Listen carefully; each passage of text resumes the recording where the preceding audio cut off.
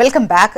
ఇవాల్టి నుంచే special intensive revision ఓటర్ల జాబితా ప్రత్యేక సమగ్ర సవరణ ఇవాల్టి నుంచే జరగబోతుంది. జూలై 24 వరకు ఈ సర్వే జరుగుతుంది. ఓవరాల్గా అన్ని అంటే అభ్యంతరాలు స్వీకరించి టోటల్గా కంప్లీట్ అంతా అయిపోయిన తర్వాత అక్టోబర్ 1న తుది జాబితా వస్తుంది. అయితే ఈ సర్కు సంబంధించి చాలా డౌట్స్ ఉన్నాయి. ఆ డౌట్స్ని క్లారిఫై చేసేందుకే ఇవాల్టి మన ఈ డిబేట్ అని చెప్పుకోవచ్చు. ముఖ్యంగా రాజకీయ విమర్శలు ఉన్నాయి. ఓటర్లను తొలగిస్తున్నారు, కొన్ని పార్టీలకు సంబంధించి అనుకూలంగా ఉంటుంది, కొన్ని వ్యతిరేకంగా ఉంటుంది. అండ్ ఎక్కడికక్కడ పార్టీలు కూడా వాళ్ళ కార్యకర్తలకు అండ్ ఏజెంట్స్కు కూడా చెప్తున్నారు. ముఖ్యంగా ఏ విధంగా ప్రజలకు అవేర్నెస్ చేయాలి, ఎందుకంటే వలస వెళ్ళినటువంటి వాళ్ళు ఉంటారు, వాళ్ళ ఓట్లు గల్లంత అయ్యేటువంటి అవకాశాలు ఉంటాయి. సో ఈ క్రమంలో వీళ్ళు కూడా అంటే పార్టీలు కూడా వీటిపైన ఫుల్ ఫోకస్డ్గానే ముందుకెళ్తున్నటువంటి పరిస్థితి కనిపిస్తోంది. అండ్ ఏ పత్రాలు ఉండాలి మన దగ్గర, అండ్ ఎన్నిసార్లు మన దగ్గరకు వస్తారు, ఏంటి బిఎల్ఓలు ఏ విధమైనటువంటి వర్క్ ఉంటుంది, ఎలా చేస్తారు అనేది మాట్లాడదాం. గెస్టులు కూడా సిద్ధంగా ఉన్నారు. బీజేపీ నుంచి సీనియర్ నాయకులు మాజీ ఎమ్మెల్యే ఎండల లక్ష్మీనారాయణ గారు. నమస్తే అండి Lakshminarayana garu, welcome to the debate. Doctor Rakesh Chirumilla garu, వీరు బీఆర్ఎస్ సీనియర్ నాయకులు. నమస్తే అండి రాకేష్ చిరుమిల్ల గారు, welcome to the debate. Gauri Satish గారు, వీరు కాంగ్రెస్ సీనియర్ నాయకులు. నమస్తే అండి గౌరీ సతీష్ గారు. Good morning. గుడ్ మార్నింగ్ అండి. ముందుగా కాంగ్రెస్ నుంచే మొదలు పెడదాం. మొదటి నుంచి కూడా సర్ పైన పలు విమర్శలు చేస్తూనే ఉన్నారు. అండ్ ఇక్కడ కూడా ఫుల్ అలర్ట్స్ కాంగ్రెస్ పార్టీ నుండి ప్రత్యేకించి వినిపిస్తున్నాయి. అండ్ సర్ పట్ల మీకున్నటువంటి డౌట్స్ ఏంటి సార్? ముందుగా ప్యానెల్లో ఉన్నటువంటి భారతీయ జనతా పార్టీ సీనియర్ నాయకులు మాజీ ఎమ్మెల్యే లక్ష్మణ గారికి, అదే రకంగా బీఆర్ఎస్ పార్టీ సీనియర్ నాయకులు రాకేష్ గారికి, మీకు హెచ్ఎంటీవీ ప్రేక్షకులందరూ కూడా నమస్కారం తెలియజేస్తూ, ఈ భారతదేశంలో స్వతంత్ర ప్రతిపత్తి కలిగినటువంటి ఎన్నికల సంఘం అనేది 1951 నుంచి 2002 వరకు సుమారు 10 సార్లు ఎవ్రీ 10 yearsకి ఒకసారి ఈ స్పెషల్ ఇంటెన్సివ్ రివిజన్ అనేది చేస్తూ ఉంది. కానీ ఎప్పటికి ఉన్నటువంటి పరిస్థితి, ఇప్పుడున్నటువంటి పరిస్థితి, ఇప్పుడు ఎస్ఐఆర్ చేస్తున్నటువంటి పరిస్థితి ఏంటంటే, నచ్చిత నజరానా, నచ్చకపోతే నీకు ఈ దేశంలో ఓటు హక్కు వేసే అవకాశం లేదనే విధంగా భారతీయ జనతా పార్టీ జేబు సంస్థగా పనిచేస్తున్నటువంటి ఎన్నికల సంఘం పనిచేయడం అనేది చాలా దుర్జకరం. ఎందుకంటే గతంలో మనం చూసినట్టయితే బీహార్లో ఉన్నటువంటి వాళ్ళను చనిపోయినటువంటి వాళ్ళను ఉన్నట్టుగా చేసినటువంటి ప్రత్యక్షమైనటువంటి ఆధారాలు మనం ప్రత్యక్షంగా చూసినటువంటి అవకాశం. దాంతోపాటు ఇటీవల జరిగినటువంటి పశ్చిమ బెంగాల్ ఎన్నికల్లో కూడా విపక్ష పార్టీలు ఎక్కడైతే అధికారంలో ఉంటాయో ఆయా రాష్ట్రాల్లో అక్కడ అల్పసంఖ్యాక వర్గాలను, బిలో పావర్టీ లైన్ ఉన్నటువంటి వాళ్ళను, బీసీలను, ఎస్సీలను, ఎస్టీలను, మైనార్టీలను, ఈబీసీలను, ఎవరైతే విపక్ష పార్టీలకు సింపథైజ్గా ఉన్నటువంటి వాళ్ళను ఓటర్ లిస్టులోంచి తొలగించడం అంటే ఒక్కసారి ఎన్నికల సంఘం కూడా ఆత్మపరిశీలన చేసుకోవాలి. ఎందుకు చేసుకోవాలంటే భారతదేశంలో పుట్టినటువంటి 18 సంవత్సరాలు నిన్నటువంటి ప్రతి పౌరునికి ఓటు హక్కు బాబాసాహెబ్ అంబేద్కర్ రాజ్యాంగంలో పొందుపరిచినటువంటి వివిధ కారణాల చేత అందరూ సమానమే, అందరికీ సమానమైన ఓటు హక్కు కల్పించినటువంటి ఘనత కాంగ్రెస్ పార్టీది. అంబేద్కర్ గారి సూచన సలహాల మేరకు రాజ్యాంగంలో పొందుపరిచినటువంటి మనం గుర్తు చేసుకోవాలి. దాన్ని కాలరాసే విధంగా అందరికీ ఉండొద్దు అంటున్నారా వాళ్ళు? ఏమైనా ఒకటికి రెండు ఉండొద్దు అంటున్నారు. మనం ఏమంటున్నాం అంటే ఒకటి కంటే ఎక్కువ ఉండడం అనేది ఖచ్చితంగా కాంగ్రెస్ పార్టీ కూడా వ్యతిరేకిస్తుంది. కానీ చేసే విధానాన్ని కదా మేము వ్యతిరేకిస్తా ఉన్నాం. ఇందాక నేను ఎగ్జాంపుల్ చేసినట్టుగా బీహార్లో ఉన్నటువంటి వాళ్ళని చనిపోయినటువంటి వాళ్ళను ఉన్నట్టుగా చిత్రీకరించినటువంటి ఘనత ఎలక్షన్ కమిషన్ దా కాదా? మనం అందరం కూడా వాస్తవాన్ని కదా చర్చించాలి, చెప్పాలి ఈ సమాజానికి. మరి భారతీయ జనతా పార్టీ ఒక్కసారి దేశంలో అధికారం ఉన్నంత మాత్రాన అధికారం ఎవరు సొంతం కాదనేది కూడా భారతీయ జనతా పార్టీ ఆలోచన చేయాలి. విపక్షాలు ఆయా రాష్ట్రాల్లో అధికారంలో ఉంటే ఏ విధంగానైనా మేము గద్దెనెక్కాలి, ఎట్లనైనా చేసి మేము ఈ రాష్ట్రాన్ని కైవసం చేసుకోవాలనే విధంగా ఇటీవల పశ్చిమ బెంగాల్ జరిగినటువంటి ఇప్పుడు రివిజన్ ఎలా చేయాలంటారు? 1కి 2 సార్లు 3 సార్లు వస్తారు ఇంటికి అని చెప్పేసి అంటున్నారు. అంటే కొందరు వలస వెళ్ళిన వాళ్ళు ఉంటారు. ఇప్పటికీ మనలో చాలా మందికి తెలుసు, ఇక్కడ హైదరాబాద్లో ఉంటాయి, ఊళ్ళో ఉంటాయి ఓట్లు, 2 సార్లు ఓటేసేటువంటి పరిస్థితులు కూడా ఉంటాయి. మరి ఇవి ఎట్లా తీసేద్దామంటారు? మనం ఏమంటామంటే ప్రజాస్వామ్యం పరిరక్షించబడాలంటే ఓటు హక్కు అందరికీ కల్పించడం జరిగింది. దాన్ని కాపాడాల్సిన బాధ్యత ప్రభుత్వాలపైన ఉంది, ఎన్నికల సంఘం పైన కూడా ఉంది. ఖచ్చితంగా దాన్ని ఎవరైతే ఒకటి కంటే ఎక్కువ, ఇందాక మనం ప్రస్తావించాం, ఒకటి కంటే ఎక్కువ ఓట్లు ఉంటే ఖచ్చితంగా తొలగించవలసిందే. కానీ ఎవరైతే ఇతర పార్టీలకు సింపథైజర్గా ఉంటే వాళ్ళనే టార్గెట్ చేసుకోవడం కరెక్ట్ కాదనేది ఒక ఆలోచన. దాంతోపాటు బిఎల్ఓలు కూడా వివిధ రాష్ట్రాల్లో సూసైడ్ చేసుకున్నటువంటి పరిస్థితి. ఎందుకు అలాంటి ప్రెజర్ చేయవలసి వస్తుంది? ఖచ్చితంగా ఒకరికి ఒకే ఓటు అనే విధంగా ఎన్నికల సంఘం పారదర్శకంగా పనిచేయవలసినటువంటి అవసరం ఉండే. ఆ విధంగా చేయట్లేదు కాబట్టి తెలంగాణ రాష్ట్రంలో కూడా బిఎల్ఓలు ఒక్కొక్క ఇంటికి 3 సార్లు విజిట్ చేయాలి. ఒకవేళ కొత్త ఓటు నమోదు చేసుకోవాలంటే 18 సంవత్సరాలు ఉన్నటువంటి వాళ్లకు ఫామ్ 6ను ఫిలప్ చేయాలి. ఏదైనా కారణాల చేత 2 గనక ఓట్లు ఉంటే నీకు ఎక్కడ ఉండాలో తొలగించబడాలనేది ఆ ఓటర్కు మాత్రమే ఫామ్ 7 నింపవలసినటువంటి పరిస్థితి ఉంది. దాంతోపాటు ఏమన్నా మార్పులు కానీ చేర్పులు కానీ ఉంటే ఫామ్ 8 నింపాలని చెప్పి ఎన్నికల సంఘం ఆదేశాలు జారీ చేయడం జరిగింది. వివిధ బిఎల్ఓల ద్వారా గ్రౌండ్ లో ఇంప్లిమెంట్ చేస్తా ఉంది. దాన్ని ప్రాపర్ గా చేయాలంటే బిఎల్ఓలతో పాటు ప్రభుత్వం నుంచి ఎన్నికల సంఘం నుంచి ప్రతినిధిగా ఉన్నటువంటి బిఎల్ఓలు పారదర్శకంగా దాంట్లో ఆయా ఎన్నికల సంఘం పారదర్శకంగా వ్యవహరించవలసిన అవసరం ఉంది. ఇప్పుడు అందుకే సతీష్ సార్, ఇప్పుడు వెళ్ళి ఇంటింటి సర్వే చేసేటువంటి వాళ్ళు మన రాష్ట్రానికి సంబంధించినటువంటి అంటే వీళ్ళే కదా, అధికారులే కదా, మనమే ఇస్తాం అనుకుంటా కదా బిఎల్ఓలను, కేంద్రం నుంచి డైరెక్ట్ పెట్టదు కదా. కేంద్ర ఎన్నికల సంఘం రాష్ట్ర ఎన్నికల సంఘానికి ఆదేశాలు జారీ చేసిన ధర్మిల దాని ఆధారంగా స్థానికంగా ఉన్నటువంటి కింది క్యాడర్లో ఉన్నటువంటి వాళ్ళని, ఫర్ ఎగ్జాంపుల్ గ్రామ పంచాయతీలో ఉన్నటువంటి అంగన్వాడీలు కానీ లేదా అక్కడక్కడ అంగన్వాడీలు కేంద్రాలు లేనటువంటి సందర్భాల్లో అక్కడ ఇటీవల జీపీఓలుగా ఉన్నటువంటి వాళ్ళను కూడా బిఎల్ఓలుగా నియమించడం అనేది జరుగుతుంది. దాని తర్వాత BLA 1 అనేది మండలాల వారీగా ఆయా బూతుల సంఖ్య ఆధారంగా BLA 1ను ఎన్నికల సంఘము నియమించడం అనేది జరుగుతూ ఉంది. వారి ఆధారంగా ERO రిటర్నింగ్ ఆఫీసర్ ఆయా నియోజకవర్గాలకు ఉండి ఏ ఓట్లు ఏం జరుగుతుంది, గ్రామీణ ప్రాంతంలో కానీ అర్బన్ ప్రాంతాల్లో కానీ వాళ్ళు గ్రౌండ్కు వెళ్తా ఉన్నారా, ప్రాథమికంగా సమాచారం సేకరిస్తున్నా లేదనేది చేస్తున్నటువంటి ప్రక్రియ. దానికి ఖచ్చితంగా ఉద్యోగులు అనేవాళ్ళు ఆయా రాష్ట్ర ప్రభుత్వ పరిధిలో పనిచేయడం అనేది జరుగుతూ ఉంది. ఇందాక మనం చెప్పినట్టుగా మరి ఇటీవల పశ్చిమ బెంగాల్లో ఆయా రాష్ట్రాలకు సంబంధించినటువంటి ఉన్నటువంటి బిఎల్ఓలే పనిచేయడం అనేది జరిగింది. మరి ఎందుకు అలాంటి ప్రెజర్ తీసుకొచ్చి ఎందుకు తొలగించవలసి వచ్చింది, అందురకంగా అక్కడ బిఎల్ఓలుగా ఉన్నటువంటి వాళ్ళు ఎందుకు సూసైడ్ చేసుకోవాల్సి వచ్చిందో కూడా మనం ఆలోచన చేయాలి. ఎప్పుడు కూడా ఎందుకు చెప్తున్నామంటే 1951 నుంచి 10 సార్లు సుమారుగా స్పెషల్ ఇంటెన్సివ్ రివిజన్ అనేది కావడం జరిగింది. కానీ ఎప్పుడు ఇంత డిస్టర్బెన్స్ అనేది లేదు కదా. మరి అలాంటిది వారు ఏదైతే చెప్తా ఉన్నారో దాన్ని చేసే విధానం తప్పు అంటున్నాం. అంటే పశ్చిమ బెంగాల్లో పర్టికులర్ గా బార్డర్ కు సంబంధించి ఉన్నటువంటి లెక్కలు, అక్కడ ఉన్నటువంటి ఈ సవరణ, వీటన్నింటికి సంబంధించి మన దగ్గర అంత కంపేర్ చేసుకుని అంటే ఆ టైప్ ఆఫ్ సిచ్యువేషన్స్ మన దగ్గర వస్తాయి అనుకుంటున్నారా? మనకు 99% అలాంటి అవకాశం ఉండదు. ఇక్కడ తెలంగాణ ప్రజలు చాలా విఘ్నులు, అన్ని రకాలుగా అవేర్నెస్ ఉన్నటువంటి వాళ్ళు. ఖచ్చితంగా అట్లాంటి పరిస్థితి వస్తే ఏదైతే ఇందాక మనం ప్రస్తావించినట్టుగా ఇటీవల ఏదైతే EROగా ఉన్నటువంటి వాళ్ళు చెప్తా ఉన్నారు, ఫామ్ 7 తొలగించాలంటే వారి కుటుంబ సభ్యులు ఎవరైనా సంతకం చేసినా కానీ సరిపోతుంది. డబల్ ఓట్లు ఉంటే ఎక్కడ ఉండాలో వారు నిర్దేశించుకోవాలి. ఆ నిర్ణయం మేరకి తొలగించబడుతుంది స్పష్టమైనటువంటి ఆదేశాలు కేంద్ర ఎన్నికల సంఘం నుంచి. మళ్ళీ మీ వాయిస్ తీసుకుంటాను. అండ్ రాకేష్ గారు, ఈ SIRకు సంబంధించి మీ ఒపీనియన్ ఏంటి? ముఖ్యంగా అటువంటి పరిస్థితి వస్తుంది అనుకుంటున్నారా? అంటే ఓట్లు పెద్ద ఎత్తున తొలగించబడ్డము అట్లాంటివి జరుగుతుంది అనుకుంటున్నారా తెలంగాణలో? గుడ్ మార్నింగ్ జ్యోత్స్న గారు, మీకు అదేవిధంగా పెద్దలు మాజీ ఎమ్మెల్యే ఎండ్ల లక్ష్మీనారాయణ గారికి, సతీష్ గారికి, HMT ప్రేక్షకులకు అందరికీ మార్నింగ్ అండి. నమస్తే. ఫస్ట్ ఆఫ్ ఆల్ ఏదైతే సార్ అనేది జరగాల్సిందే, అది జరగద్దు అని ఎవరు కోరుకోవట్లేదు. కానీ జరిగే క్రమంలో ఓట్లను జాగ్రత్తగా, ఎందుకంటే మనకు వెస్ట్ బెంగాల్ లెక్కనో బీహార్ లెక్కనో బిఫోర్ ఎలక్షన్ ఇది రాలే కాబట్టి, అంటే మాకున్న గైడెన్స్ లో మాకున్న మా వర్కింగ్ ప్రెసిడెంట్ గారు చెప్పిన దాంట్లో ఏంటంటే ఎక్కడికక్కడ మన ఓట్లను మనం కాపాడుకోవాల్సిన బాధ్యత మన మీద ఉంటుంది. నెంబర్ 1.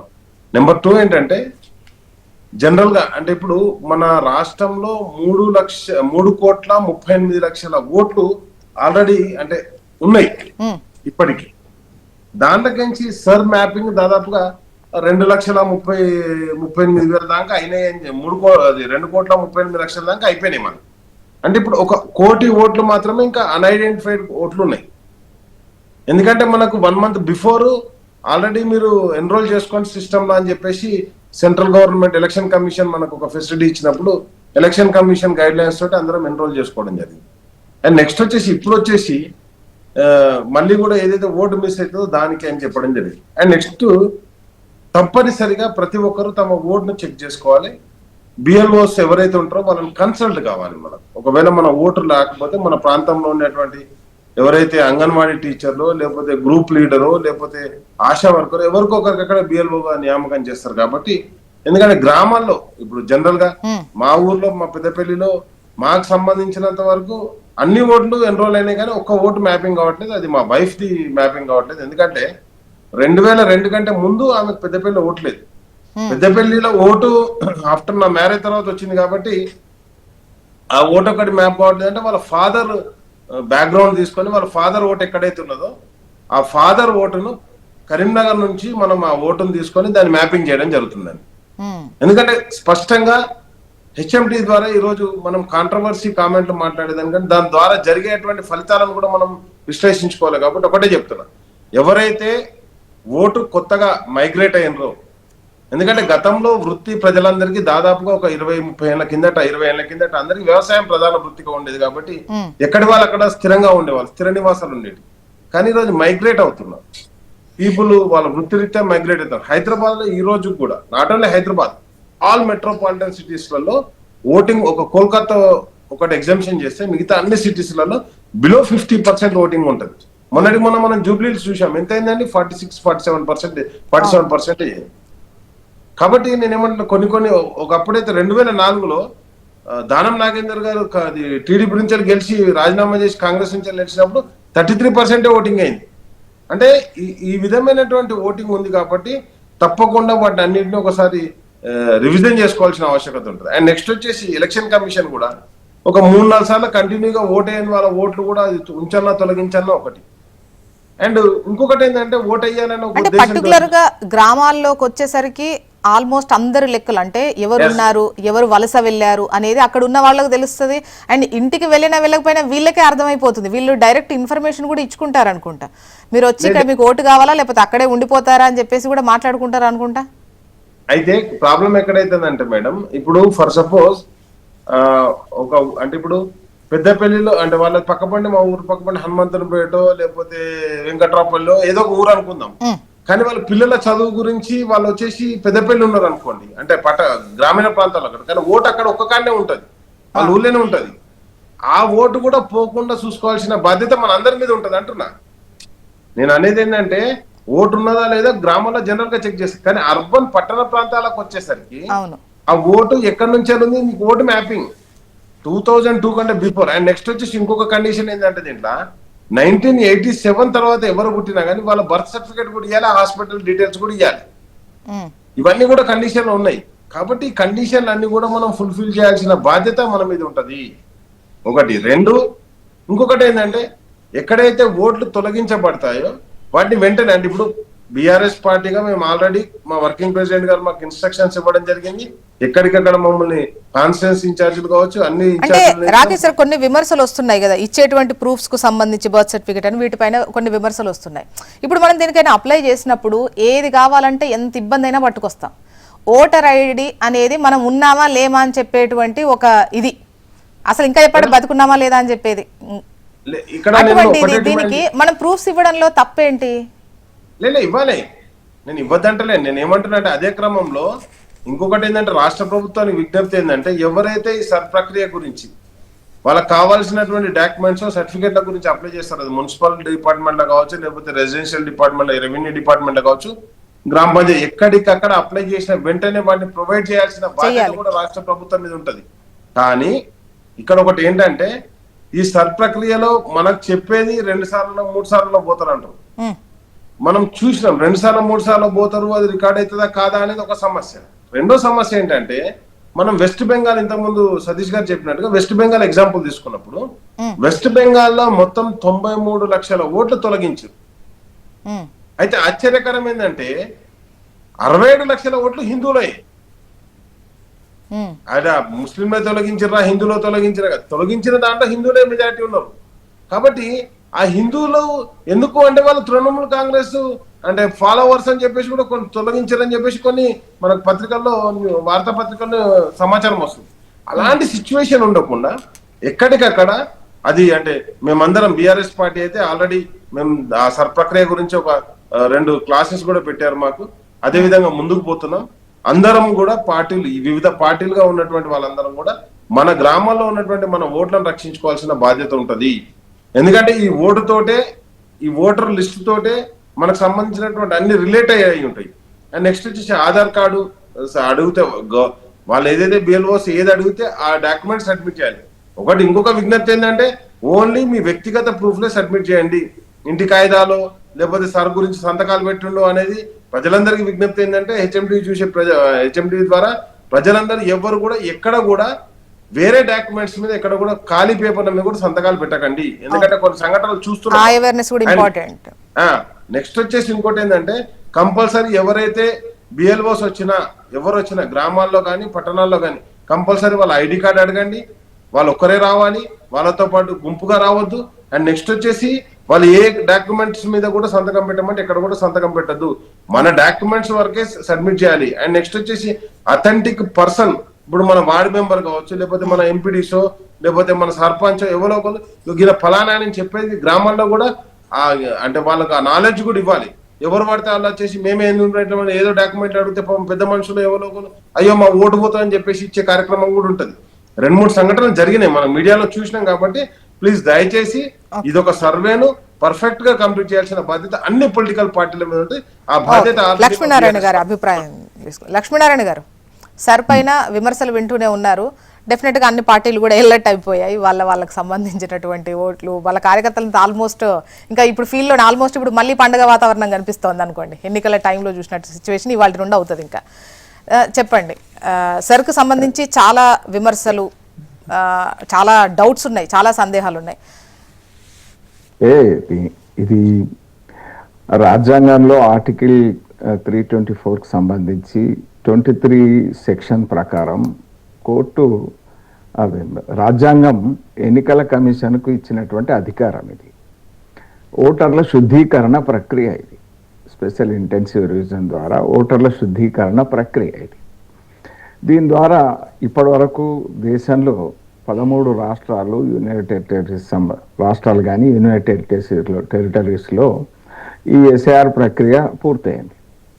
పూర్తయినటువంటి ఎస్ఐఆర్ ప్రక్రియ ద్వారా అంటే దాదాపు 7,29,00,000 ఓట్లు తొలగించారు. 1,83,00,000 ఓట్లు కొత్తగా ఎన్రోల్ చేశారు. అంటే ఈ ఎన్రోల్ చేసిన ఓట్లలో 3,04,00,000 ఓట్లు శాశ్వతంగా మైగ్రేట్ అయినటువంటి వాళ్ళు. మరి 1,28,00,000 ఓట్లు డూప్లికేట్స్, మల్టిపుల్ ప్లేసెస్లో ఓటు ఉన్నటువంటి వాళ్ళు. ఇకపోతే 1,36,00,000 మంది అసలు అన్ట్రేస్డ్ ఓట్స్, వాళ్ళు లేనేలేరు కానీ ఓటర్ లిస్ట్లో వాళ్ళ పేరు 1,36,00,000 మంది. ఇకపోతే 66.9 లక్షల మంది, అంటే 66,90,000 మంది డెత్ ఓటర్స్, చనిపోయిన వాళ్ళు. వీటన్నిటి కూడా తొలగించాల్సినటువంటి బాధ్యత మన మీద ఉంది కదా.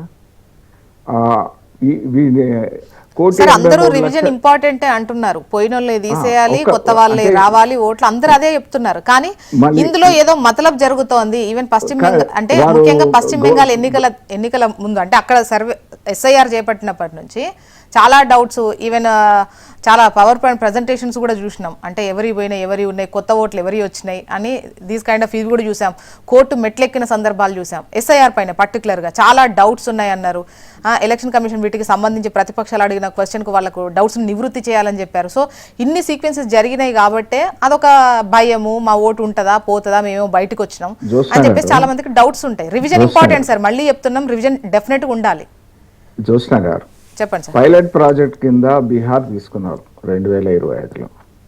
దాంట్లో బీహార్ తీసుకున్నప్పుడు 47 లక్షల ఓట్లు డిలీట్ అయినాయి.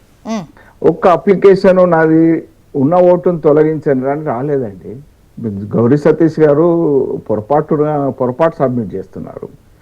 ఇకపోతే ఏదైతే 91 లక్షల ఓట్లు వెస్ట్ బెంగాల్లో డిలీట్ అయినాయి. 27 లక్షల ఓట్లు లెజిటిమేట్ డాక్యుమెంట్స్ లేని కారణంగా, లెజిటిమేట్ డాక్యుమెంట్స్ లేవు అంటే వాళ్ళ పౌరసత్వాన్ని ప్రూఫ్ చేసేటువంటి డాక్యుమెంట్స్ లేవు, అయిపోయింది. దాంట్లో 64% డిలీట్ అయినటువంటి ఓట్లలో హిందువుల ఓట్లు వాళ్ళు అన్నట్టు. ఇప్పుడు చాలా మన దగ్గర పౌరుని ఏం చేస్తున్నారు? వాళ్ళను మనం ఎంత మందిని జోస్కర్, పంపించాం సార్ వెనక్కి? ఇప్పుడు 20 లక్షలు మన పౌరసత్వం లేదు, వాళ్ళ దగ్గర ఏ ప్రూఫ్ లేదు అని అంటున్నప్పుడు వాళ్ళని ఎంత మందిని మనం పంపించేశాం? మరి ఉండొద్దు కదా ఇక్కడ? అంటే ఇక్కడ ఈ సర్ ప్రక్రియ మీద మమతా బెనర్జీ రాద్ధాంతం చేస్తే అక్కడ అంటే కోర్టు జోక్యం చేసుకొని జ్యుడిషియరీ ఎంప్లాయీస్ కాదు, జ్యుడిషియరీ మేజిస్ట్రేట్లు, జిల్లా జడ్జిలతోని 700 మంది ఇందులో ఇన్వాల్వ్ అయ్యారు. ఒకటి. రెండో విషయం ఏదైతే అంటే ఈ ఎస్ఐఆర్ ప్రక్రియ కొనసాగుతున్నప్పుడు అక్కడ బార్డర్లో బంగ్లాదేశ్కు తరలి వెళ్తున్నటువంటి వాళ్ళది మీ మీడియాలనే చాలా దగ్గరలో చాలా సందర్భాల్లో చూపిస్తున్నటువంటి పరిస్థితి ఉన్నది. ఈ ఎస్ఐఆర్ ప్రక్రియ తర్వాత ఎవరైతే డిటెక్ట్ అయిందో వాళ్ళని డిలీట్ చేయడంతో పాటు డిపోర్టేషన్ కూడా, అంటే వాళ్ళని పంపించేటువంటి ప్రక్రియ కూడా కొనసాగుతుంది. దీనికి సంబంధించి సార్ వాళ్ళు ఎటువంటి గుర్తింపు కార్డు లేని వాళ్ళు అప్పుడు కొంత గ్రూప్ ఆఫ్ పీపుల్ పోయినవి వెస్ట్ బెంగాల్లో సార్ నేను చూసా. అంటే వాళ్ళ దగ్గర నేను చెప్తాను ఏమనండి, వాళ్ళ ఓటు పోయి వెళ్ళిన వాళ్ళు కాదు, వాళ్ళ దగ్గర ఎటువంటి ప్రూఫ్స్ లేని వాళ్ళు. 3000 పెడితే రేషన్ కార్డు ఇచ్చిండ్రు. రాజకీయ పార్టీలు ఓటర్ ఐడి కార్డులు సృష్టించారు. అంటే దేశం ఇచ్చేటువంటి గుర్తింపును ఏ రకంగా రాజకీయ పరమైనటువంటి లబ్ధి కోసం దుర్వినియోగం చేశారో మనం చూస్తున్నాం. ఒకటి. రెండో విషయం ఏంటంటే ఇందాక మిత్రులు రాకేష్ గారు మాట్లాడుతూ బిఎల్ఓ ఒక్కరే వస్తారు అని అంటున్నారు. బిఎల్ఓ ఒక్కరే రారు. బిఎల్ఓతో పాటు రాజకీయ పార్టీల బూత్ లెవెల్ ఏజెంట్లు, బిఎల్ఏ టూలు కూడా వారితో పాటు ఇంటింటికి వెళ్తారు, జట్టుగా వెళ్తారు. ట్రైనింగ్ కూడా 15వ తేదీ నుంచి నిన్నటి వరకు కూడా ట్రైనింగు బిఎల్ఓలతో పాటు బిఎల్ఏ టూలకు కూడా ట్రైనింగ్ ఇచ్చిండ్రు. ఏ రకంగా ఫామ్ నింపుతారు, ఏ రకంగా ఈ 6 ఫామ్ నింపాలా, ఏ రకంగా డిలీషన్ కోసం 7 ఫామ్ నింపాలా, ఏ రకంగా మరి ట్రాన్స్ఫర్స్ ఏమన్నా ఉంటే ఏ రకంగా అనేటువంటిది 3 ఫామ్లకు సంబంధించి నింపడం కానీ బేసిక్ ఎన్రోల్మెంట్ ఫామ్ కానీ ఉంటుంది. ఎవరైనా నేను పోయినసారి మొన్న ఓటేసినా అంతకుముందు ఓటేసినా నా ఓటు నేను పట్టించుకోకుండా కూడా నా ఓటు ఉంటుంది అనేటువంటి భ్రమల్లో ఉండద్దు. ఎందుకంటే వాళ్ళు బిఎల్ఓలు ఎన్రోల్మెంట్ ఫామ్ నింపుతారు, అంటే ఆల్రెడీ ఫిల్ అయింది వస్తుంది, మ్యాపింగ్ ఏదైతే జరిగిందో ఓటర్ది ఆ మ్యాపింగ్ జరిగిన వాళ్ళ ఫామ్ ఫిల్ అయి ఉంటుంది. దాని మీద అప్డేటెడ్ ఫోటో అప్లోడ్ చేస్తారు, సాఫ్ట్వేర్ ద్వారానే అప్లోడ్ చేయొచ్చు. అప్లోడ్ చేస్తారు. అప్లోడ్ చేసిన తర్వాత ఆ ఫామ్ మీద ఓటరు సంతకం పెట్టాలి. నేను సంతకం పెట్టను అని అంటే నీ ఓటు పోయిన లిస్ట్లో ఈ లిస్ట్లో ఉన్నా కూడా అది హోల్డ్లో పడిపోతుంది. అందుకని ఖచ్చితంగా ఒక ఇంట్లో ఉన్న వాళ్ళు బయటికి వెళ్ళారు ఉద్యోగరీత్యా, అంటే ఇంట్లో కాదు వేరే ప్రాంతానికే వలస వెళ్ళిపోయారు. సో అటువంటి వాళ్లకు ఇంట్లో ఎవరున్నా కూడా వాళ్ళు వెళ్ళారు అని చెప్పేసి వీళ్ళు సైన్ చేస్తే సరిపోతుందా? అంటే ఆన్లైన్ లేదంటే వాళ్ళు వచ్చేయాల వెనక్కి? ఒకటి, ప్రతి ఇంటికి 3 సార్లు booth level officers, booth level agent టూలతోని కలిసి వెళ్తారు. ఒకటి. రెండో విషయం, వలస వెళ్ళినటువంటి వాళ్ళు, ఈ రాష్ట్రం నుంచి వేరే రాష్ట్రానికి పోయినటువంటి వాళ్ళు ఇక్కడికి రావసరం లేదు. వాళ్ళు ఆన్లైన్లో 1800111950 ద్వారా ఆన్లైన్లో అప్లోడ్ చేసుకోవచ్చు. వేరే దేశంలో ఉన్నారు, చదువు రీత్యా వేరే దేశం పోయారు, ఉద్యోగ రీత్యా అక్కడనే ఉన్నారు ఈ దేశ పౌరులు, వాళ్ళు ఆన్లైన్లో అప్లోడ్ చేసుకునేటువంటి సౌకర్యం ఉంది. ఖచ్చితంగా ఇది చేయాల్సినటువంటి బాధ్యత ఉంది. ఆన్లైన్లో అప్లై చేసుకున్నది ఎలక్షన్ కమిషన్ ద్వారా ఎలక్షన్ చివరికి బూత్ లెవెల్ ఆఫీసర్కి వస్తుంది. బూత్ లెవెల్ ఆఫీసర్ ఎంక్వైరీ చేసుకొని ఈ ఆన్లైన్లో ఉన్నటువంటిది నిర్ధారణ చేసుకొని అప్లోడ్ చేస్తారు. తద్వారా ఇది మిస్ కాకుండా ఉంటుంది. ఇవాళ నుంచి ఒక నెల రోజుల పాటు వచ్చే నెల 24వ తేదీ వరకు బూత్ లెవెల్ ఆఫీసర్స్ 3 సార్లు తిరుగుతారు. బూత్ లెవెల్ ఏజెంట్స్ వాళ్ళతో పాటు ఉంటారు. దీంట్లో పారదర్శకంగా ఈ ప్రక్రియ కొనసాగుతుంది. దీంట్లో ఎవరిదండి దేశ పౌరుడి ఓటు ఎక్కడ మిస్ కాకుండా, దేశ పౌరుడు కానటువంటి వాళ్ళ ఓట్లు ఎక్కడ ఎన్రోల్ కాకుండా ఉండాల్సినటువంటి అవసరం ఉంది. నేను ఎందుకు ఈ మాట అంటున్నానంటే, ఇంద్రజిత్ గుప్తా గారు ఐకే గుజరాల్ ప్రభుత్వంలో ఇంద్రజిత్ గుప్తా గారు పార్లమెంట్లో 1996లో అక్రమ చొరబాటుదారులు ఎంతున్నారు అనేటువంటిది యాజ్ ఏ హోమ్ మినిస్టర్ ఆ రోజు 1 కోటి మంది ఉన్నారన్నారు.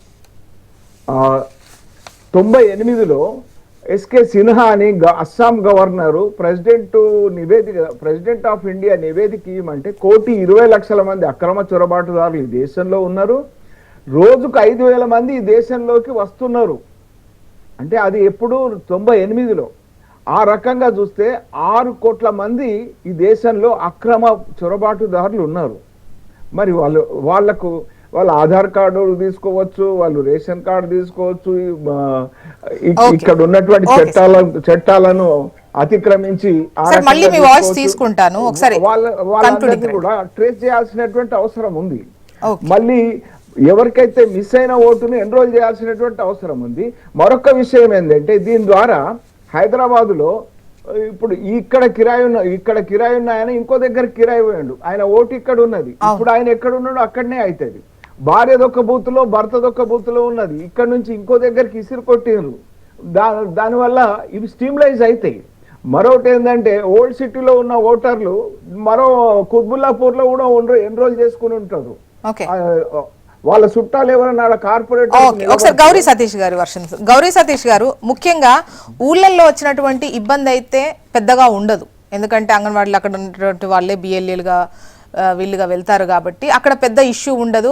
ఇంతకుముందు రాకేష్ గారు అన్నట్టు ఎక్కడెక్కడో ఉన్న వాళ్ళని కూడా మ్యాపింగ్ చేసుకొస్తారు, వాళ్ళే వెళ్ళి ఒక క్లారిటీ తీసుకుంటారు. సో బట్ సిటీలోకి వచ్చేసరికి ఆ సిచ్యువేషన్ ఉంటుంది అని అనిపించట్లేదు. పక్కింట్లో ఏం జరుగుతుందో పట్టించుకునే వాళ్ళు ఎవరు ఉండరు.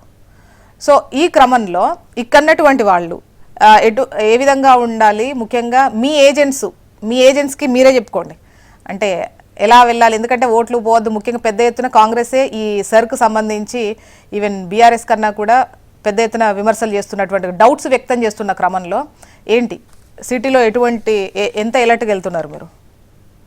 ఇందాక మా లక్ష్మణ భారతీయ జనతా పార్టీ ఎప్పుడు ఈ సోషల్ మీడియా వాట్సాప్ యూనివర్సిటీలో వీసీలు అన్నట్టుగా మరొకసారి రుజువు అయింది. ఎందుకంటే వైస్ ఛాన్సలర్ బీహార్లో ఓటర్ లిస్టులు తొలగించినప్పుడు ప్రత్యక్షంగా ఓటర్లు అయినటువంటి వాళ్ళతోటి ఎల్ఓపి లీడర్ గారు రాహుల్ గాంధీ గారు చెప్పింది అబద్ధం అని అంటే అంతకంటే సద్దూరమైనటువంటి మాట ఇంకేమైనా ఉంటుందా? దాంతో పాటుగా ఏదైతే ఇందాక రాకేష్ గారు చెప్పినట్టుగా, లక్ష్మణ్ గారు చెప్పినట్టుగా బిఎల్ఓలతో పాటు ఆయా రాజకీయ పార్టీలకు సంబంధించినటువంటి BLA 1 అనేది ప్రభుత్వం నుంచి ఎన్నికల సంఘం నుంచి రాష్ట్ర ఎన్నికల సంఘం నియమించడం జరుగుతుంది. BLO 2లు ఈ రాష్ట్రంలో ఉన్నటువంటి 119 నియోజకవర్గాల్లో ఖచ్చితంగా వారితోని సమన్వయం చేసుకొని అర్బనైజ్డ్ ప్రాంతాల్లో ఎక్కడైతే మున్సిపాలిటీలలో కానీ మున్సిపల్ కార్పొరేషన్లు కానీ ముఖ్యంగా హైదరాబాద్లో కానీ అన్ని ప్రాంతాలలో ఎవరైతే అక్కడ శాశ్వత నివాసం ఉన్నారో, ఎవరైతే ఇతర రాష్ట్రాల నుంచి వచ్చినటువంటి వాళ్ళు ఉన్నారో ఖచ్చితంగా BLOతో పాటు BLA 2లు ఆయా రాజకీయ ప్రతినిధులుగా ఆయా జిల్లాల కలెక్టర్ గారు అప్రూవల్ చేసినటువంటి లిస్టును EROలకు పంపడం అనేది జరిగింది. EROల నుంచి MROలకు రావడం అనేది జరిగింది. MROల నుంచి స్థానికంగా ఉన్నటువంటి BLOలకు ఆ ఆదేశాలు జారీ చేయడం జరిగింది.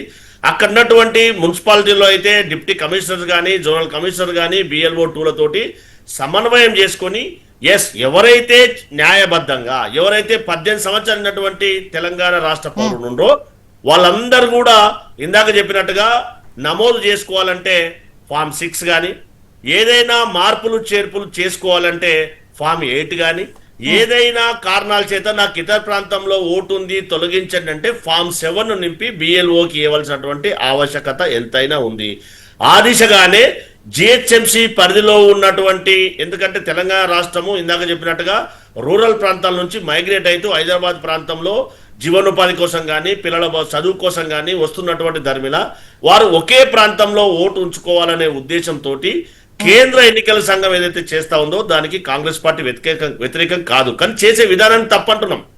కాబట్టి ఖచ్చితంగా GHMC పరిధిలో ఈ బిఎల్ఓలతోటి బిఎల్ఏ టూలు సమన్వయం చేసుకొని ఏదైతే ఇందాక చెప్పినట్టుగా ఎవరైతే ఎన్ఆర్ఐలు ఉంటారో వారు నమోదు చేసుకోవాలంటే ఆన్లైన్ అవకాశం ఉంది. దాంతో పాటుగా అవైలబుల్ లేని వాళ్ళకు ఆన్లైన్ చేసుకోవడానికి పోర్టల్ వేయడం అనేది జరిగింది, టోల్ ఫ్రీ నెంబర్ ఇవ్వడం జరిగింది. దాంతో పాటుగా వాళ్ళు సతీష్ సార్ అంటే పశ్చిమ బెంగాల్, బీహార్ అంటే ఇటువంటి ఇష్యూస్ మన దగ్గర ఉండవనే అనిపిస్తోంది. అంటే ఇప్పుడు ఎన్నికలు ఉంటాయి, ఎన్నికల ముందు రాలేదు కాబట్టి అలా అని కాదు. అక్కడ ఉన్నటువంటి బార్డర్ ఇష్యూస్ వేరు, అక్కడ ఉన్నటువంటి అంటే లోకల్ ఇష్యూస్ కానీ మిగతా ఆస్పెక్ట్లో ఏ ఆస్పెక్ట్లో చూసినా కూడా మనకు అటువంటి ఇబ్బంది ఏమి ఉండదు అనిపిస్తుంది. అండ్ డెఫినెట్గా ఇక్కడ చాలా ఓట్లు సిటీలో ఉన్నాయి చాలా మందికి, అండ్ ఊళ్ళలో కూడా ఉన్నాయి. జనాలు కూడా వదులుకోవడానికి సిద్ధంగా లేరు కొన్నిసార్లు. అంటే ఎందుకు అంటే ఊళ్ళో ఓటు పోతే ఇబ్బంది అనేది ఒకటి, ఇక్కడ ఓటు ఎందుకు తీసేసుకోవడం ఇక్కడే ఉంటున్నాం కదా అని చెప్పేసి మళ్ళీ ఒకటి, అంటే ఊరితో కనెక్షన్ ఎక్కడ తెగిపోద్దో ఆ ఓటు పోతే అనేటువంటిది చాలామంది ఇన్ని రోజులు తీయడానికి కూడా వాళ్ళు కూడా ఇష్టపడలేదు. అంటే యాక్చువల్గా వాళ్ళంతటా వాళ్ళే స్వచ్ఛందంగా అక్కడ రద్దు చేసుకొని ఇక్కడ ఉండాలి, ఆవశ్యకత ఉంటుంది కానీ ఇవ్వట్లేదు. సెల్ఫ్ గా ఎవరికి వాళ్ళే ఇవ్వాలి, సెల్ఫ్ గా ఇవ్వాల్సినటువంటి బాధ్యత వారిపైన ఉండే కానీ ఇవ్వట్లేదు. నేనేమంటా అంటే పశ్చిమ బెంగాల్ గురించి ఇతర విదేశస్తులు రోహింగ్యాలు వస్తున్నారు అంటే కేంద్ర ప్రభుత్వం ఏం చేస్తా ఉంది? 12 సంవత్సరాల నుంచి ఎందుకు అరికట్టలేకపోయింది? మరి ఇతర దేశస్తులు మన దేశంలో ఉంటున్నారు అంటే వారికి పర్మనెంట్ గా ఎందుకు అవకాశం కల్పిస్తున్నారు? కేంద్ర దర్యాప్తు సంస్థలు కానీ కేంద్ర ఆధీనంలో పనిచేస్తున్నటువంటి సంస్థలు కానీ ఏం చేస్తా ఉన్నాయి? మరి 12 సంవత్సరాల నుంచి ఇతర దేశాల వాళ్ళు ఇక్కడ వచ్చి ఓటర్గా నమోదు చేసుకుంటారంటే కేంద్రం బాధ్యత కాదా? ఎన్నికల సంఘం చూసుకోవాల్సిన బాధ్యత కాదా? కేంద్ర దర్యాప్తు సంస్థలు కట్టడి చేయవలసిన బాధ్యత లేదా? మరి 12 సంవత్సరాల నుంచే ఎందుకు భారతీయ జనతా పార్టీ అధికారంలోకి వచ్చిన తర్వాత ఇటు పశ్చిమ బెంగాల్లో కానీ మిగతా రాష్ట్రాలు కానీ ఎందుకు పెరుగుతా ఉన్నారు? ఏ కారణము? అంటే వాళ్ళ నిర్లక్ష్యమా, లేదంటే ఇక్కడ ఉన్నటువంటి వాళ్ళను దూరం చేయాలనే ఉద్దేశం అనేది కూడా భారతీయ జనతా పార్టీ కానీ కేంద్ర ప్రభుత్వంలో భారతీయ జనతా పార్టీ అధికారంలో ఉందని అందరూ తెలుసు కదా. అది నిర్లక్ష్యానికి గురవుతుందని కూడా తెలుసు కదా. 12 సంవత్సరాలు ఎందుకు పెరిగింది అది కదా సమాధానం చెప్పాలి. మేమేమంటామంటే ఖచ్చితంగా ఈ జిహెచ్ఎంసీ పరిధిలో ఎవరికి వారే మనం అన్నట్టుగా పశ్చిమ బెంగాల్ పరిస్థితి మన తెలంగాణలో ఉండదు. కానీ ఇక్కడ ఉన్నటువంటి ప్రధానమైనటువంటి సమస్య ఏంటంటే భారతదేశంలో ఉన్నటువంటి అన్ని రాష్ట్రాల ప్రజలు మన హైదరాబాద్ లో ఉన్నటువంటి పరిస్థితి మినీ ఇండియాగా, అంటే ఏ సరౌండింగ్స్ వెళ్ళినా కానీ ఇతర రాష్ట్రాల నుంచి వలస వచ్చినటువంటి వాళ్ళు, ఇతర రాష్ట్రాల నుంచి జీవనోపాధి కోసం వచ్చినటువంటి వాళ్ళు ఉన్నటువంటి పరిస్థితిని ఒక్కసారి గ్రహించాలి. దానిని వారికి వారే సెల్ఫ్ గా బిఎల్ఓలు కూడా బిఎల్ఏ టూలతో సమన్వయం చేసుకొని ఒకే ప్రాంతంలో ఓటు ఉండే విధంగా, ఎవరైతే 2 ప్రాంతాల్లో ద్వంద్వ ఓటు ఉన్నటువంటి విధానానికి వ్యతిరేకంగా ఒకే ఓటు ఉండే విధంగా ఫామ్ 7 దయచేసి ఫిలప్ చేయవలసిన బాధ్యత వాళ్ళపై ఉన్నది. బిఎల్ఓలు కూడా వాళ్ళను ఫోర్స్ చేయకుండా అడ్వైజ్ చేస్తూ ఇక్కడ చేయకపోతే మీ ఓటు తొలగించబడుతుంది అని చెప్పవలసిన బాధ్యత బిఎల్ఓల పైన ఉంది. వాళ్ళు స్థానికంగా ఉండరా అనేది బిఎల్ఏ టూలు ఆయా రాజకీయ ప్రతినిధులుగా ఉండడం అనేది జరుగుతుంది కలెక్టర్ గారి డిఈఓ ఆదేశానుసారం. కాబట్టి వారి అప్రూవల్తో వారు ఉంటారు కాబట్టి వాళ్ళు అథెంటిక్ గా అక్కడికి వెళ్ళి చెప్పవలసిన బాధ్యత బిఎల్ఏ టూల పైన ఉంది. ఖచ్చితంగా మా కాంగ్రెస్ పార్టీ ఎవరికి నిజమైనటువంటి తెలంగాణ ప్రాంత వాసికి ఇక్కడ నివాసం ఉంటున్నటువంటి ఎవరికి అన్యాయం జరగదన్న ఉద్దేశంతో ఇందాక నేను చెప్పినట్టుగా 119 నియోజకవర్గాలలో ప్రతి బూత్ లెవెల్లో బిఎల్ఏలను నియమించడం అనేది జరిగింది. ఆ బిఎల్ఏలు ఖచ్చితంగా ఎవరైతే అర్హులైనటువంటి వాళ్ళు భారతీయ జనతా పార్టీ పాచికేయాలని చూస్తూ ఉందో ఆ పాచికను పనికి రాకుండా, అంటే ఎవరైతే నిజమైనటువంటి ఏదైనా పార్టీ కానీ ఫస్ట్ ఓటర్ ఉంటేనే కదా, ఓటర్ ఉంటేనే ప్రజాస్వామ్యం రక్షించబడుతుంది కదా. దేశానికి ప్రజాస్వామ్యం ప్రాణం అయితే ప్రజాస్వామ్యానికి ప్రాణం ఓటు హక్కు కదా. దాన్ని కాపాడవలసినటువంటి బాధ్యత అన్ని రాజకీయ పార్టీల పైన అందరిపైన ఉంది. కాంగ్రెస్ పార్టీ రాకేష్ గారి అభిప్రాయం తీసుకుందాం. రాకేష్ గారు, ముఖ్యంగా ఈ ఈఎస్ఐ గారికి సంబంధించి మీరు ప్రజలకు ఇచ్చే సూచన చెప్పండి. మేడం, ఫస్ట్ ఆఫ్ ఆల్ ఏదైతే ఈరోజు ఇంకొక అంశం ఏంటంటే నిన్న ప్రధానంగా మేము లేవనెత్తింది, ఇప్పుడు ఉమ్మడి ఆంధ్రప్రదేశ్ లో హైదరాబాద్ లో చాలా ఓట్లు ఇక్కడ మైగ్రేట్ కావడం జరిగింది. కాబట్టి నేనేమంటానంటే ఇప్పుడు ఆ ఓట్లన్నీ కూడా ఉమ్మడి 2 రాష్ట్రాలు కలిసి ప్రక్రియ చేపట్టాలి. ప్రాబ్లం ఎందుకైతే అంటే ఆ రాష్ట్రానికి ఆ రాష్ట్రం, ఈ రాష్ట్రానికి ఈ రాష్ట్రం తీసుకున్నప్పుడు కొంత సమస్య అవుతుంది.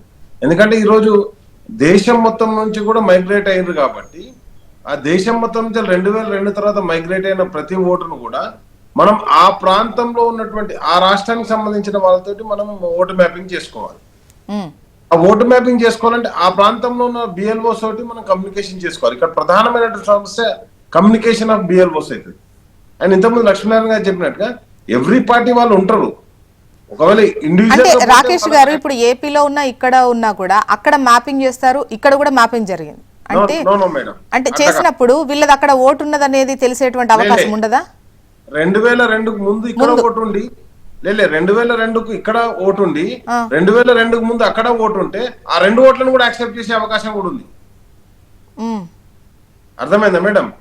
ఇక్కడ ఆ 2 ఓట్లను కూడా ఐడెంటిఫై చేసి ఏ టెక్నాలజీ తోటి ఏదైతే మ్యాపింగ్ అనేది ఏం చేస్తారంటే ఆ డేటా సింక్రనైజింగ్ పెడతారు, దాంట్లో సిస్టమ్ లో అప్లోడ్ చేస్తారు మేడం, అంతే. కానీ ఇక్కడ 2002 ఓటు ప్రామాణికమైనప్పుడు 2002 కంటే ముందు ఆ ప్రాంతం ఉండొచ్చు, ఈ ప్రాంతం ఉండొచ్చు. అంటే ఇప్పుడు మనం కొన్ని డాక్యుమెంట్స్ ఇస్తున్నాము, ఇచ్చినప్పుడు ఇక్కడ అక్కడ 2 చోట్ల చూపించే అవకాశం ఉంటది కదా ఆ వ్యక్తి పైన, అక్కడ ఓటు ఉంది ఇక్కడ ఓటు ఉంది, ఒకటి ఇమ్మీడియట్ గా రద్దు చేసి పడేస్తారు కదా, మీకు ఎక్కడ కావాలి ఎక్కడ ఉంచుకుంటారు అని అడిగి. మేడం మీకు ఒకటే మాట చెప్తున్నాను, ఆల్రెడీ ఆ సిస్టమ్ ఎలక్షన్ కమిషన్ దగ్గర రన్ అవుతుంది. అవును, అయినా కానీ మన కేటీఆర్ గారు స్పష్టంగా చూపించారు, ఒక పర్సన్ కు 3 చోట్ల 4 చోట్ల ఎట్లా ఓటు ఉందనేది చూపించింది. అదే సిస్టమ్ లో లోడ్ చేస్తారు కదా, కొత్త సిస్టమ్ తీసుకురావట్లేదు కదా ఇక్కడ. కాబట్టి నేనేమంటున్నానంటే ఇప్పుడు లక్ష్మీనారాయణ గారు దాన్ని వ్యతిరేకించినా గానీ నేనేమంటున్నా, లక్ష్మీనారాయణ గారు అన్న ఇంటి పని కాదు, బీజేపీ ఇంటి పని కాదు, అది కాంగ్రెస్ ఇంటి పని కాదు, బీఆర్ఎస్ ఇంటి పని కాదు, అది రాష్ట్రంలో ఉన్నటువంటి ఓటర్లను మనం రక్షించుకోవాల్సిన బాధ్యత. ప్రతిదానికి బీజేపీ పార్టీ దాన్ని సమర్థించాల్సిన ఆవశ్యకత లేదు. అది ఎలక్షన్ కమిషన్ ఇండివిజువల్ బాడీ. కానీ ఈ బాడీలో చేపట్టినప్పుడు మనం అనేది ఏంటంటే ఉమ్మడి ఆంధ్రప్రదేశ్ గా ఉండే కాబట్టి ఈ రెండింటిని కూడా సమన్వయం చేయాల్సిన బాధ్యత ఎలక్షన్ కమిషన్ మీద ఉంటది. మీరు అన్నది ఒకటే మాట అంటున్నా మేడం, మీరు అడిగి లేవనెత్తిన క్వశ్చన్ కు టెక్నికల్ సమాధానం ఏంటంటే ఆల్రెడీ ఏ టెక్నాలజీ అయితే అడాప్ట్ చేసుకుని ఎలక్షన్ కమిషన్ రన్ చేస్తుందో దాంట్లోనే ఇప్పుడు రికార్డ్ చేసేటువంటి డేటాను కూడా దాంట్లో ఎన్రోల్ చేస్తున్నారు. కాబట్టి అది ప్రాబ్లం అవుతుంది. ఇప్పుడు మీ అథెంటిక్ ఏదైతే ఆధార్ కార్డో పాన్ కార్డో మీరు ఏదైతే తీసుకుంటుర్రో అవన్నీ కూడా ఏవైతే తీసుకుంటున్నప్పుడు ఆ మ్యాచింగ్ చేసేటువంటి సాఫ్ట్వేర్ మీరు ఉందంటారు. మ్యాచింగ్ చేసే సాఫ్ట్వేర్ ఉన్నప్పుడు ఆల్రెడీ ఇప్పుడు కూడా రన్ అవుతుంది కదా, మరి అదెందుకు తీసేస్తలేదు? కాబట్టి దీన్ని జాగ్రత్తగా పరిశీలించుకోవాలి. కాబట్టి 2 రాష్ట్రాలు కలిసి చేయాల్సిన బాధ్యత కూడా దీని మీద ఉంటది. అండ్ నెక్స్ట్ వచ్చేసి ఏంటంటే ఆల్రెడీ హైదరాబాద్ మీద ఒక కుట్ర జరుగుతుంది, అది బీజేపీ ఆధ్వర్యంలో పవన్ కళ్యాణ్ గారి రూపంలో ఆల్రెడీ ఇక్కడ కుట్ర మొదలైంది. కాబట్టి ఆ కుట్రలో భాగంగా రేపు పొద్దుగాల ఈ సర్ ప్రక్రియను వాళ్ళు బీజేపీ వాళ్ళు తమకు అనుకూలంగా 2 చోట్ల ఓట్లు నమోదు చేసే కార్యక్రమం కూడా చేపట్టచ్చు. ఓకే లక్ష్మీనారాయణ గారు మీరే సమాధానం చెప్పాలి. పరిశీలనకు తీసుకొని వన్ మినిట్ అండి, పవన్ కళ్యాణ్ వచ్చేసి లక్ష్మీనారాయణ గారు తీసుకుంటాను ఆల్రెడీ బీజేపీతో కలిసి కంటెస్ట్ చేసింది ఇక్కడ. రేపు రాబోయే ప్రమాదం కూడా అదే ఉంది తెలంగాణకు. తెలంగాణ ప్రయోజనాలు దెబ్బతీసే విధంగా మాట్లాడుతుంటే ఒక్క బీజేపీ నాయకుడు కూడా మాట్లాడలేదు. కాబట్టి ఈ సర్ ప్రక్రియ ద్వారా కూడా రేపు ఒకవేళ దెబ్బతినే కార్యక్రమం ఉంది కాబట్టి బీజేపీ చేసే కుట్రలను ఎదుర్కోవడానికి సిద్ధంగా ఉండాలని కూడా విజ్ఞప్తి చేస్తారు. లక్ష్మీనారాయణ గారు, జ్యోత్స్న గారు, ఒకవేళ ఒక ఆయనకు ఓటు హైదరాబాద్ లో ఉన్నది, ఆంధ్ర రాష్ట్రంలో ఉన్నది అనుకోండి, బెంగళూరులో కూడా ఉన్నది, కర్ణాటక రాష్ట్రంలో ఉన్నది అనుకోండి, ఇప్పుడు ఇచ్చేటువంటి ఫాము ఎస్ఐఆర్ కింద ఆయన ఆ నింపి ఫోటో పెట్టి సంతకం పెట్టి ఒక దగ్గరనే ఇవ్వగలుగుతాడు. 3 దగ్గరలు ఇస్తే ఆయన నేరస్తుడు అవుతాడు. మళ్ళీ ఒకటి అధునాతన టెక్నాలజీ ఆర్టిఫిషియల్ ఇంటెలిజెన్స్ ఉన్నది. అసెంబ్లీని చూస్తారు, తర్వాత పార్లమెంటును చూస్తారు, తర్వాత రాష్ట్రంను చూస్తారు, ఆ తర్వాత దేశం మొత్తం మీద కూడా ఆర్టిఫిషియల్ ఇంటెలిజెన్స్ ద్వారా ఆ ఫోటో ఆ పేరుతో ఉన్నటువంటిది వెరిఫై చేస్తారు. మరి ఒకటే ఓటును ఆయన ఎక్కడ ఫామ్ నింపిండో అక్కడిదే ఉంచుతారు. దీంట్లో మిత్రుడు రాకేష్ గారు నేను అంటే ఓటర్ కి ఎక్కడ ఉంచుకోవాలన్న ఇష్టం ఏమి ఉండవా? అంటే 2 చోట్ల ఉన్నాయి కాబట్టి ఈసారి ఫామ్ ఎక్కడ నింపితే అక్కడ ఉంచేస్తారు సార్. ఆయన తన ఊర్లో ఉన్నదనుకోండి, మళ్ళీ ఆయన హైదరాబాద్ లో ఉన్నదనుకోండి, ఫామ్ ఇక్కడ నింపుతాడా ఇక్కడ ఉంటది, అక్కడ నింపుతాడా అక్కడ ఉంటది, ఎక్కడ నింపలేదనుకోండి ఎక్కడ ఉండదు, ఎక్కడ నింపలేకపోతే ఎక్కడ ఉండదు. అందుకని మనం అందరం కూడా అది బీఆర్ఎస్ కావచ్చు, కాంగ్రెస్ కావచ్చు, బీజేపీ కావచ్చు, BLA 2 అందరం కూడా అప్రమత్తంగా ఓటును నమోదు చేసేటువంటి ప్రక్రియలో బిఎల్ఓలు చేసేటువంటి పనిలో మనకున్నటువంటి అవగాహన, మన స్థానికంగా మనకున్నటువంటి అటాచ్మెంటు ఏ ఓటర్ కూడా మిస్ కాకుండా చూడాలా. 2 ఓట్లు అనేటువంటి తొలగించే బాధ్యత ఎలక్షన్ కమిషన్ చూసుకుంటుంది. దాంట్లో పవన్ కళ్యాణ్ గారు ఆధారంగా కుట్రలో, లేకపోతే ఇంకోరు ఆధారంగా కుట్రలో, భ్రమలో ఇవి అక్కర్లేదు. ఒక్క ఓటరు ఓటు కూడా డూప్లికేషన్ ఉండదు. ఎలక్షన్ కమిషన్ టెక్నాలజీ పెరిగింది, ఆ రకమైనటువంటి భ్రమలు మీకొద్దు, మీకున్న భ్రమలను ప్రజలకు రుద్దొద్దు. ఓకే, ఇప్పుడు వచ్చేటువంటి ఎన్నికలకు సంబంధించి మీరు ఇక్కడ ఖచ్చితంగా బీజేపీ వస్తుంది అన్నటువంటి ధీమాతో ఉన్నారు. ఇంతకుముందు రాకేష్ గారు చెప్పడము, పవన్ కళ్యాణ్ గారు ఇక్కడికి వచ్చి ప్రచారం చేస్తున్నారు, రాష్ట్ర ప్రయోజనాలు ఈ లెక్కల్లో చూస్తే బీజేపీ ఏదో మతలబ్ చేయబోతుంది. పర్టికులర్గా హైదరాబాద్కు సంబంధించి ఇప్పుడు వచ్చేటువంటి ఎన్నికలకు హైదరాబాద్కు సంబంధించి ఏదో మీరు ఫోకస్ చేసినారు. మేడం దానికి సాక్ష్యాలు కూడా చెప్తా నేను. పక్క అంత సాక్ష్యాలు తీసుకునే టైం లేదండి, ఒక్క నిమిషం ఉంది ప్లీజ్. పక్క రాష్ట్ర ముఖ్యమంత్రి, పక్క రాష్ట్ర ఉప ముఖ్యమంత్రిని ఈ రాష్ట్రంలో వచ్చి కలుస్తారా మేడం? వాళ్ళ రాష్ట్రంలో కలిస్తే ఏం కాదు. లక్ష్మీనారాయణ గారు ఒకటి ప్రజలకు ఏంటంటే, ప్రజలు ముఖ్యంగా వాళ్ళు కూడా ఈ అంశానికి సంబంధించి అవేర్నెస్ తో ఉండాల్సిన అవసరం ఉంది. పర్టికులర్ గా 2 చోట్ల ఉంటే బాధ్యతగా ఒకటి ఎక్కడ ఉండాలో అక్కడే ఉంచుకోండి. ఇది ఇంపార్టెంట్. రివిజన్ అనేది డెఫినెట్ గా important. At the same time మన ఓటు పోవద్దు, 1కి 2 ఉండొద్దు. ఒకటే సెకండ్ కన్క్లూడింగ్ రండి. జోస్న గారు, మా రాకేష్ గారు చెప్తున్నారు ఇక్కడ ముఖ్యమంత్రి అక్కడికి పోవద్దు, అక్కడ ముఖ్యమంత్రి ఇక్కడికి రావద్దు. కేసీఆర్ రాయలసీమకు చూసి రావచ్చు అంటే రేవంత్ రెడ్డి గారు కేరళలో ఎన్నికల ప్రచారం చేయొచ్చు. ఎవరు ఎక్కడికైనా వెళ్ళొచ్చులేండి,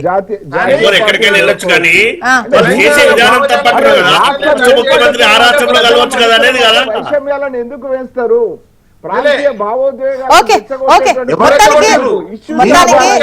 ఇవాల్టి నుంచే సర్వే స్టార్ట్ అవుతుంది. ప్రజలు అప్రమత్తంగా ఉండాల్సిన, పార్టీలో కూడా చాలా డౌట్లు ఉన్నాయి. సో అందుకోసమే మీ ఏజెంట్లు ఉన్నారు, దగ్గర ఉండి. అంటే ఊళ్ళల్లో వచ్చినటువంటి ఇబ్బంది ఏముండదు, కానీ ఈ సిటీస్కి వచ్చినటువంటిదే ముఖ్యంగా ఎక్కడ ఏంటి అనేటువంటి లెక్క ఉండదు కాబట్టి సరిగా. సో వాళ్ళంతటా వాళ్ళు కూడా ఆన్లైన్లో కూడా చూసుకుని చెక్ చేసుకునేటువంటి అవకాశం ఉంటుంది. అండ్ 2 ఓట్లు ఉంటే తొలగించుకోండి, మీ ఓటు పోకుండా ఎక్కడ ఉండాలో మీరు డిసైడ్ చేసుకోండి. అండ్ ఇంకొకటి 18 ఏళ్ళు నిండిన వాళ్ళు ఫామ్ 6A కింద అప్లై చేసుకోండి. ఆల్మోస్ట్ వాళ్ళకు స్టార్టింగ్ ఇప్పుడే కాబట్టి SIRలో నమోదయ్యే సమగ్ర సవరణతోనే వాళ్ళకు వచ్చేస్తుంది. సో చూడండి. అండ్ వీటికి సంబంధించి అభ్యంతరాల స్వీకరణకు టైం ఉంది. అక్టోబర్ 1 వరకు, ఆల్మోస్ట్ అక్టోబర్ 1 తుది జాబితా వస్తుంది కాబట్టి చూద్దాం. And thank you so much అండి డిస్కషన్లో పాల్గొన్నందుకు. రాకేష్ చిరుమిళ్ళ గారు, గౌరీ సతీష్ గారు, ఎండల లక్ష్మీనారాయణ గారు, థ్యాంక్ యూ అండి. ఇది వాళ్ళ న్యూస్ అనాలిసిస్. చూస్తూనే ఉండండి HM TV. వార్త ఆగదు, నిజం దాగదు.